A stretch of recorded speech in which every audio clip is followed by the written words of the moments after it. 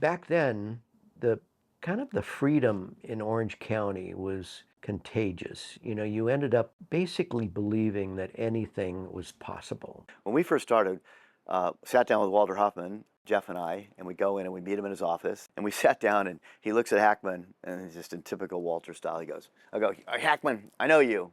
I know what you do, but who's this guy? Looking at me. And Jeff looks at me and goes, this is Buzz, because that's what my nickname was to Jeff.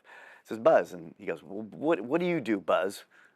I go, I don't know. I'm here with Jeff because we're starting this brand called Quicksilver, and we're using Allen Green, and we're going to get board shorts over here. And I know you've sold some fabric to Allen Green, and you're familiar with what we do with Quicksilver and all that. So we're gonna give it a shot. He looks at Hackman. He goes, worst idea I've ever heard. The industry also saw some major consolidation. Suddenly, the landscape was filled with bankruptcies, shutdowns, and big corporate takeovers, and yet they still had to keep things exciting and, most importantly, relevant. Right about the time I shut down, I had 17 lawsuits. We were forced to go into Chapter 11 at that time, and we owed maybe $12 or $14 million. I've been approached by the really, really big guys. Oh, we give you $200 million for the company. We give you $150 million.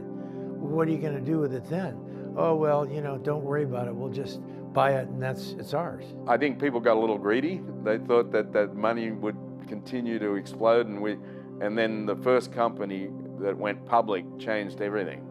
Because once one of them went public, they had to drive revenues and became more about spreadsheets. In the end, that screwed it all up. It kind of breaks my heart how it just turns into to big, big corporate money.